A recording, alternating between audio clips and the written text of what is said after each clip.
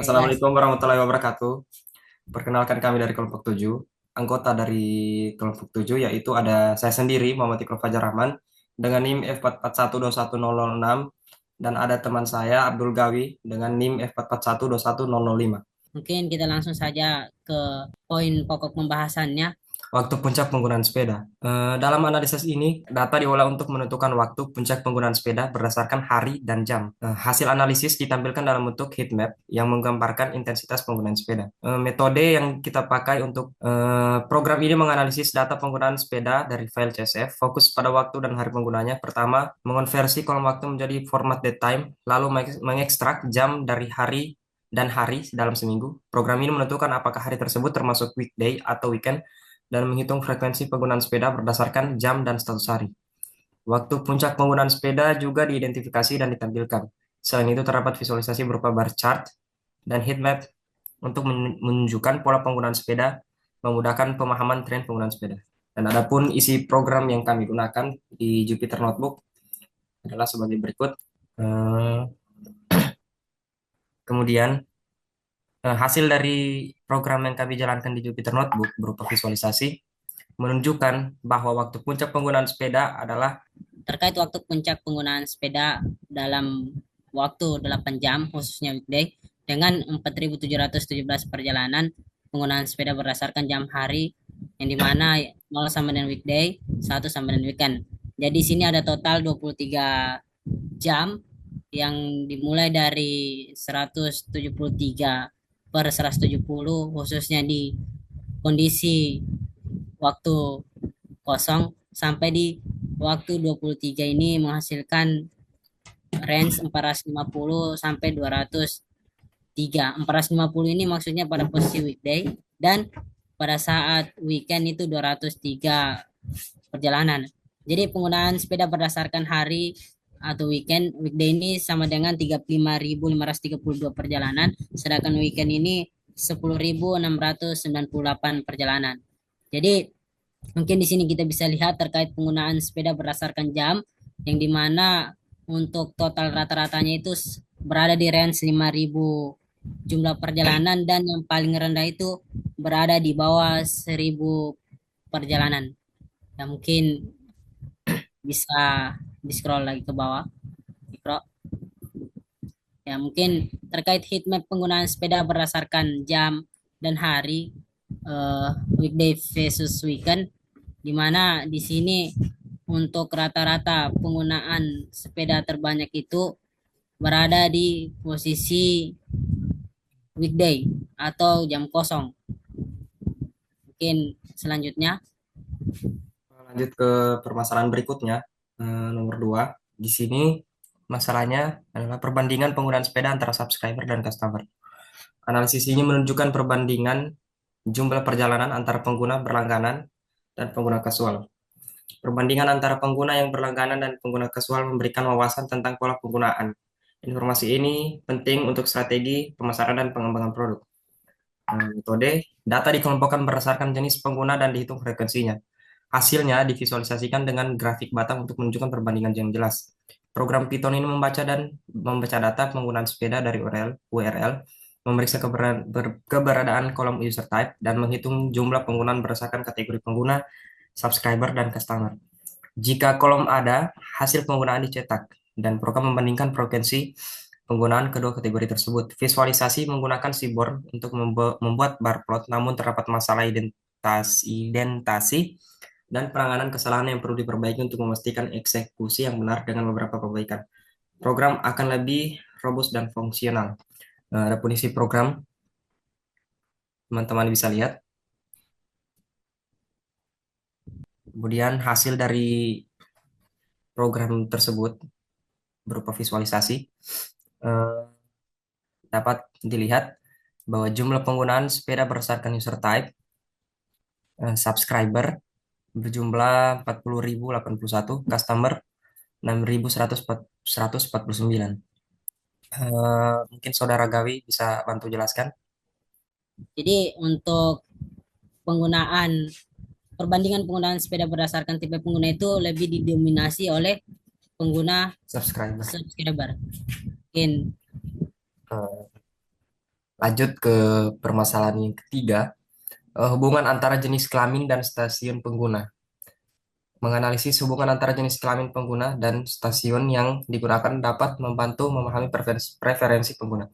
Ini juga penting untuk merancang kampanye pemasaran yang lebih efektif, menggunakan teknik analitik big data untuk memahami hubungan antara demografi pengguna dan stasiun dapat membantu dalam perencanaan infrastruktur.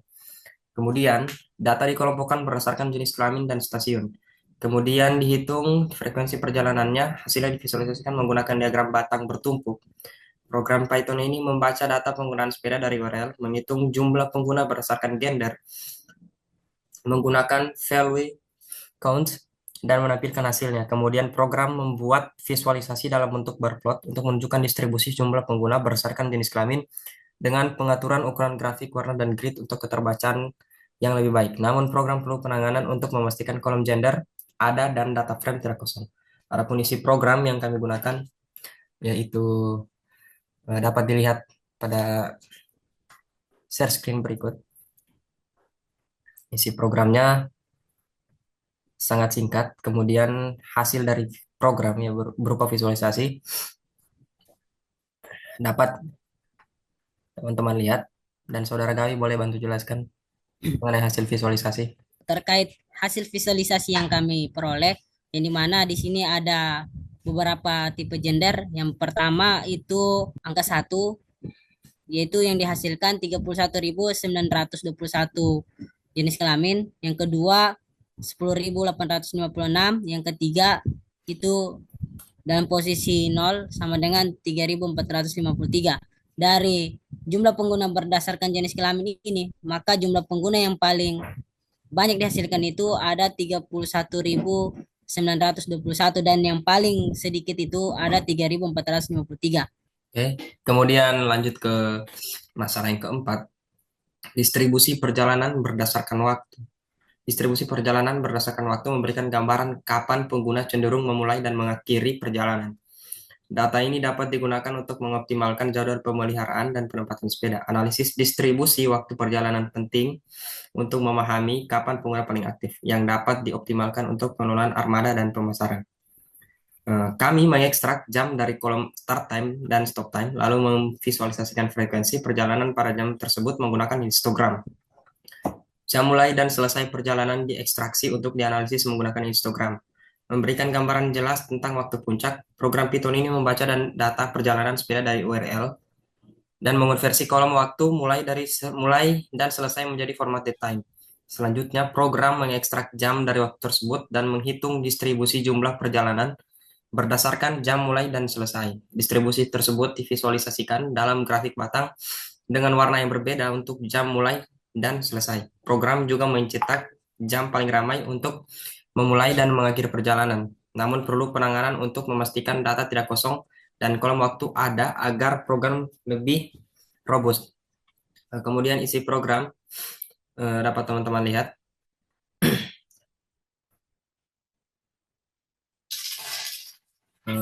Kemudian hasil visualisasi dari program yang kami buat adalah sebagai berikut.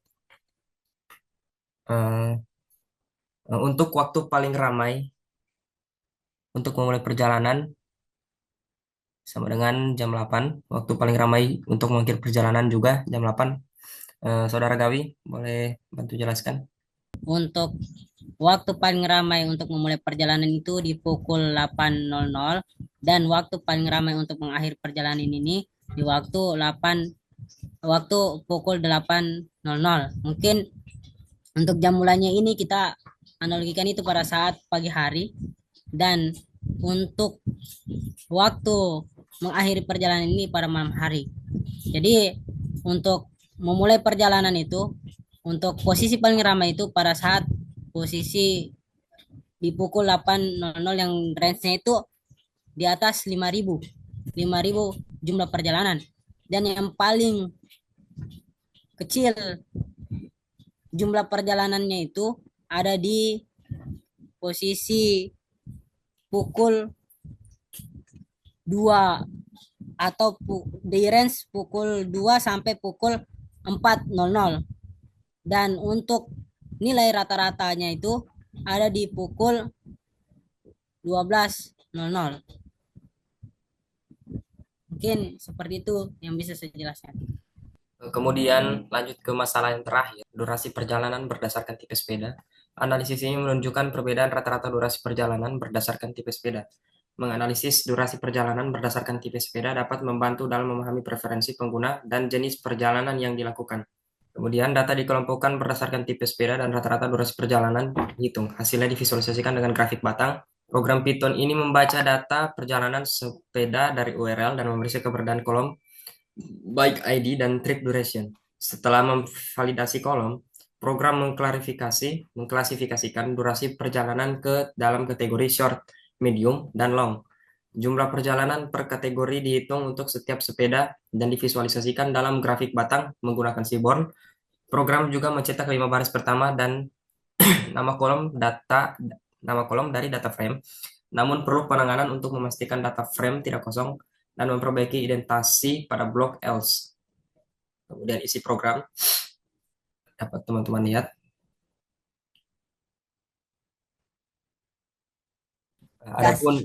Adapun visualisasi dari isi program yang telah kami buat, teman-teman bisa lihat. Di sini ada kolom trip duration, start time, dan stop time. Kemudian ada kolom start station name, dan ada kolom end station name, ada kolom bike ID, user type, dan birth year, dan gender.